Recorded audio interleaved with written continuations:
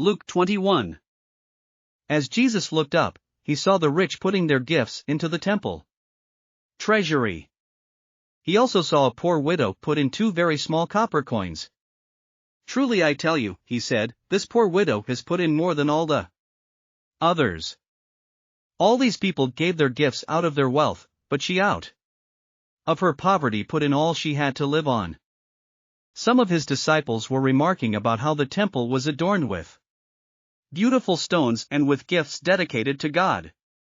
But Jesus said, "As for what you see here, the time will come when not one stone will be left on another, every one of them will be thrown down." "Teacher," they asked, "when will these things happen? And what will be the sign that they are about to take place?" He replied, "Watch out that you are not deceived. For many will come in my name, claiming, 'I am he,' and 'the time is near.' Do not follow them. When you hear of wars and uprisings, do not be frightened. These things must happen first, but the end will not come right away." Then he said to them, "Nation will rise against nation, and kingdom against kingdom. There will be great earthquakes, famines, and pestilences in various places, and fearful events and great signs from heaven. But before all this, they will seize you and persecute you. They will hand you over to synagogues and put you in prison, and you will be brought before kings and governors, and all on account of my name. And so you will bear testimony to me. But make up your mind not to worry beforehand how you will defend yourselves. For I will give you words and wisdom that none of your adversaries will be able to resist or contradict. You will be betrayed even by parents, brothers and sisters, relatives and friends, and they will put some of you to death. Everyone will hate you because of me. But not a hair of your head will perish. Stand firm, and you will win life. When you see Jerusalem being surrounded by armies, you will know that its desolation is near. Then let those who are in Judea flee to the mountains. Let those in the city get out, and let those in the country not enter the city. For this is the time of punishment in fulfillment of all that has been written. How dreadful it will be in those days for pregnant women and nursing mothers!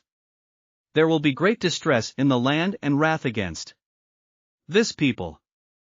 They will fall by the sword and will be taken as prisoners to all the nations. Jerusalem will be trampled on by the Gentiles until the times of the Gentiles are fulfilled. There will be signs in the sun, moon, and stars. On the earth, nations will be in anguish and perplexity at the roaring and tossing of the sea. People will faint from terror, apprehensive of what is coming on the world, for the heavenly bodies will be shaken. At that time they will see the Son of Man coming in a cloud with power and great glory. When these things begin to take place, stand up and lift up your heads, because your redemption is drawing near. He told them this parable: Look at the fig tree and all the trees. When they sprout leaves, you can see for yourselves and know that summer is near.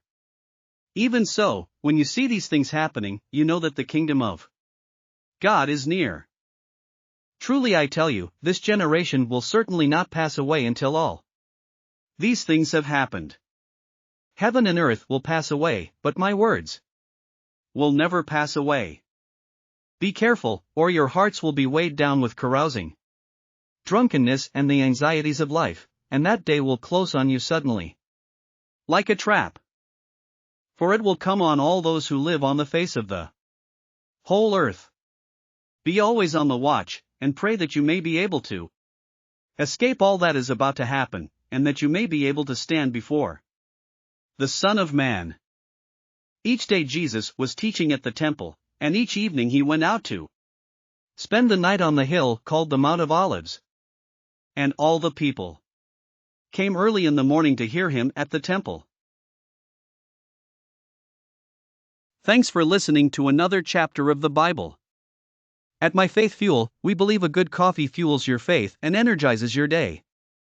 Please visit myfaithfuel.com to explore our delicious coffee blends. Part of each purchase goes to training worshipers around the world. Thanks for listening.